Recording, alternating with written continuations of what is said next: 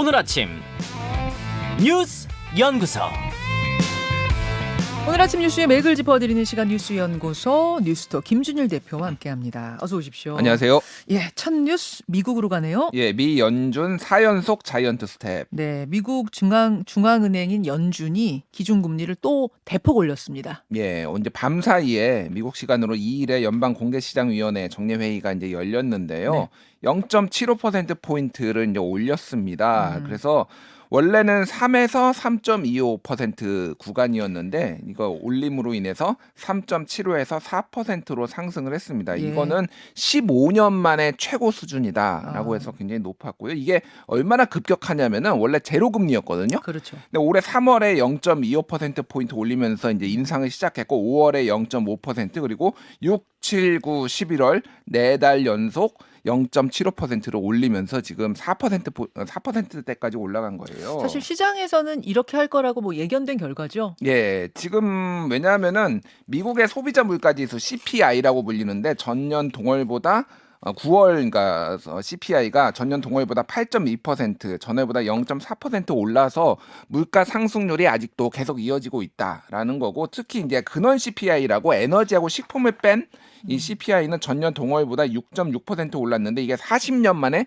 최대 상승폭이었다라는 거예요. 그러니까 이제 뭐 불가피하다라는 전망이 지배적이었고 뭐 미국 증권 시장은 좀 폭락을 한 그런 상황입니다. 이렇게 되면 우리나라하고의 금리 차는 더 벌어졌어요. 예, 그러니까 지금 한국은행이 그러니까 황새가 뱁새 쫓아가다가 좀 가랑이가 찢어지는 이런 상황이에요. 그래서 그러니까 미국이 올리면 한국도 따라 올리고 뭐 네. 이런 상황입니다. 그래서 지난달 12일에 한국은행 금융통화위원회도 빅스텝 그래서 0.5% 포인트를 인상을 해가지고 미국과의 격차를 0.25로 이제 포인트까지 좁혀놨거든요. 네네. 근데 지금 0.75가 올랐으니까 다시 1% 포인트로 이제 확대가 된 거죠. 그렇죠. 그래서 오는 24일, 11월 24일에 이제 그 금리 하는 금융통위원회가 열리는데 여기에서 다시 한국은행도 최소 0.5 정도는 올리는 거 아니냐, 0.5% 포인트는 올리는 거 아니냐 이런 전망이 나오는데 문제는 미국 연준이 다음 달에도 또 올려요. 있어요. 또 올려요. 예, 또 네. 올리는데 최소 0.5에서 0.75 또 올릴 가능성이 있다라고 본다라면은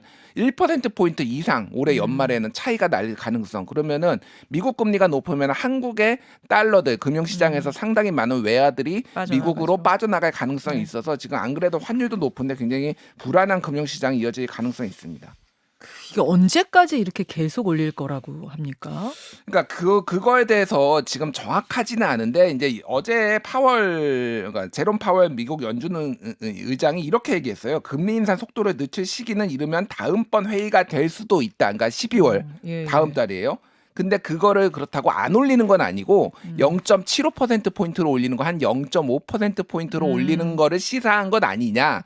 요런 전망까지 나왔지만 어쨌든 계속 올린다라고 하고 지금 내년에도 한 5%대의 물가 상승률이 계속 이어질 것으로 미국이나 한국이나 전망되고 있어요. 그렇다 보냐면 내년 상반기에도 둔화세는 있을 테지만 상승률은 좀 꺾일 수 있지만은 조금 더 올라갈 가능성을 배제할 수 없습니다. 지금 그러니까 금리 올리는 게 다 물가 잡자고 하는 거니까 예. 물가가 잡히지 않으면 뭐 계속 조금이든 크든 계속 올릴 거라는 게 뭐 당연한 거고 예. 참 걱정입니다. 예, 어제 그래서 한국통계청이 10월 소비자 물가 동향 발표했는데 그래서 소비자 물가의 지수가 109.21로 1년 전보다 5.7% 올랐고요. 특히 이제 전기 가스 요금이 일제히 오르면서 상당히 지금 물가가 계속 오르고 있다라는 네. 겁니다. 그래서 7월 달에 6.3%보다는 조금 꺾였지만은 계속 5.7, 5.6 요 수준을 유지하고 있습니다. 자, 두 번째 뉴스로 갑니다. NLL 너머로 미사일 쏘아댄 북한. 북한이 어제 하루 미사일을 20발 이상 쐈어요. 이게 역대 하루로 쳤을 때 역대 최고치라면서요. 예, 일단 25발 정도로 좀 추정이 됩니다. 이게 너무 많이 쏴가지고 동시다발적으로 예. 그 군에서도 지금 다 정확히 세지를 못하죠. 예. 그래서 25발 정도로 이제 추정이 되고요. 지금 NLL을 넘어서 쏜 거는 이번이 처음입니다. 그러니까 숫자도 그렇고 어떤 도발 수위도 상당히 역대급이다 이렇게 볼 수가 있습니다. 그러니까 이게 조금 정확히 할 것이 그러니까 NLL이라는 게 북방 한계선이잖아요. 예. 말하자면 육지에는 여러분 군사분계선 있죠. 우리 군사분계선, 휴전선이라고 하는. 그거를 바다 쪽으로 쭉 연결한 게 북방 한계선이라는 거죠. 그래서 우리나라 영해는 아니고 공해는 공해예요. 공해는 공해지만 북방 한계선이라는 게 가로로 쭉 그어져 있기 때문에 그거는 피차 넘지 않는 거잖아요. 그렇죠. 북한은 물론 계속 막 인정하지 않아 왔지만 어쨌든 그걸 넘은 적은 없었거든요. 근데 그걸 넘어왔다는 거죠. 그렇죠. 그래서 시간대별로 말씀드리면은 어제 6시 오전 6시 51분에 예. 처음으로 이제 미사일을 쐈어요. 그래서 서해상으로 미사일 4발, 그리고 오전 8시 51분에 동해상으로 미사일 3발, 그리고 오전 9시 12분에 동해상 서해상에 한 10여 발을 쐈고요. 오후 1시 27분에 고성군 동해 일대에서 이거는 미사일이 아니라 포 NLL 북방 해상 완충구역에 100여 발의 포 사격이 있었습니다. 예, 그리고 예. 오후 4시 30분, 5시 10분 이런 데 동해상으로 계속 쐈어요. 네. 그러니까 지금 이게 어느 정도 좀 심각하냐면은 이렇게 많이 쏜 것도 아까 말씀드렸지만 없고, 이게 지금 어느 정도 가까웠냐면은 동해상으로 쏜 탄도미사일 한 발은 속초에서 동쪽으로 57km밖에 안 떨어졌고요. 네. 울릉도에서는 서북 쪽으로 167km 떨어졌습니다. 그래서 그렇죠. 울릉도에 공습 경보가 내려졌는데 네. 공습 경보가 내려졌는데 이게 설명이 없이 문자도 안 오고 그냥 네. 사이렌만 울려가지고 다들 울릉도에서는 우왕좌왕하고 이게 뭔 일이냐 뭐 이랬다고 합니다. 잠시 후에 울릉도 주민 연결을 저희가 잠깐 할 겁니다.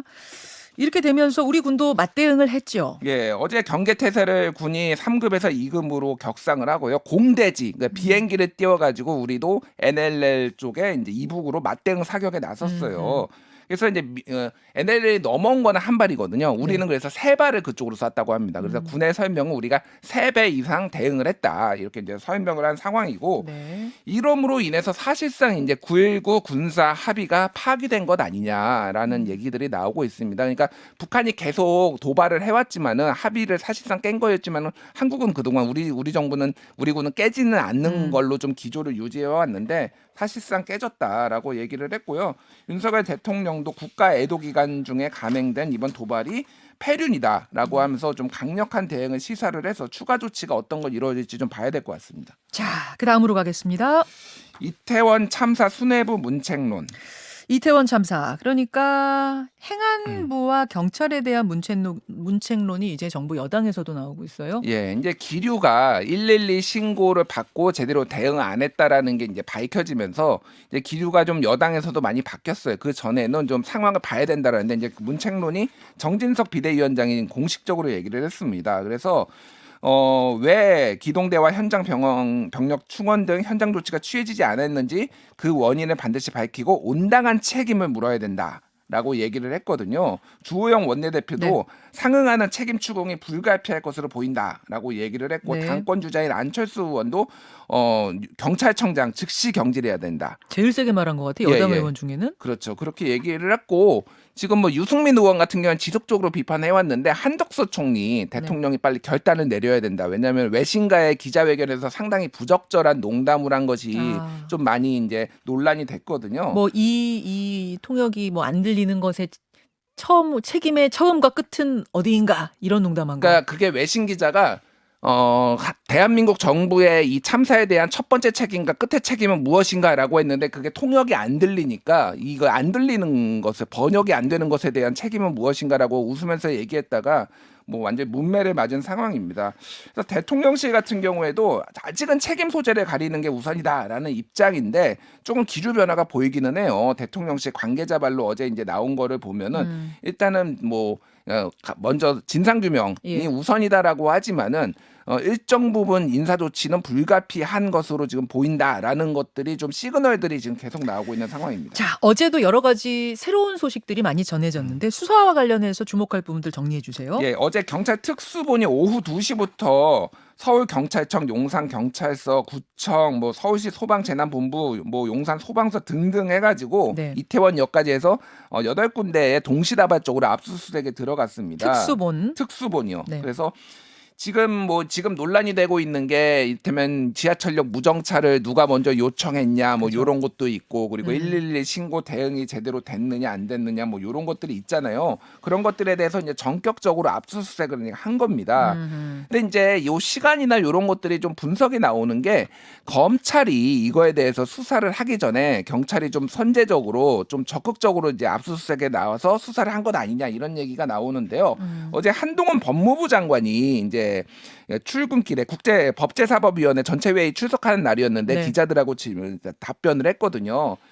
근데 여기에 수사 좀 검찰의 수사 필요성 이런 것들을 좀 언급을 했어요. 다만 검수완박법 때문에 음. 우리가 수사에 한계가 있다 이제 이렇게 얘기를 한 거 그거 말씀하시는 거예요? 예, 한계는 있지만은 이 부분에 대해서 진상 규명이 있어야 된다라고 얘기를 했습니다. 그래서 이제 사실 뭐 검수완박이라는 검찰 수사기소권 분리 법안이 그 내용은 있어요. 검찰청법 4조에 보면은 경찰 공무원에 대해서는 검찰이 수사할 수 있다라고 아예 규정돼 있거든요. 그러니까 이 사태가 만약에 경찰의 문제점이라고 한다라면 검찰이 수사할 수도 있는 지금 그런 상황입니다. 네. 그리고 아까 전에 앵커가 오프닝에 얘기했지만은 경찰의 늑장 보고가 잇따랐다 이런 것들이 지금 속속 나오고 있습니다. 그래서 이제 워낙 상황이 긴박했으니까 선조치가 불가피했다라는 걸 감안을 하더라도 너무 보고가 1시간, 2시간, 3시간씩 늦어졌다라는 거는 좀 설명이 안 된다 이런 부분들이 지금 얘기가 나오고 아유, 뭐 있습니다. 그거 이해하죠. 거기 상황 복잡했고 수습하라고 정신 없어서 늑장 보고한 것과 그래도 정도가 있지. 경찰청장이 사고 후 2시간 뒤에 알았다. 이거는 온 국민이 지금 TV로 속보 본 후에 알았다는 건 이거는 컨트롤 타워 그 시스템에 굉장한 문제가 있다는 거죠. 이거는 예. 수습 때문에 그랬어요라는 이야기로 될 문제인가 싶습니다. 이게 대통령실도 행안부 장관이나 경찰로부터 첫 보고를 받지 못했다라는 얘기까지 나와서 이거에 대해서도 좀 책임론이 불고 있고요. 알겠습니다. 여기까지 일단 짚어보고 오늘 2부에서 인터뷰로 더 풀어보겠습니다. 수고하셨습니다. 감사합니다. 김현정의 뉴스쇼는 시청자 여러분의 참여를 기다립니다. 구독과 좋아요, 댓글 잊지 않으셨죠? 알림 설정을 해두시면 평일 아침 7시 20분 실시간 라이브도 참여하실 수 있습니다.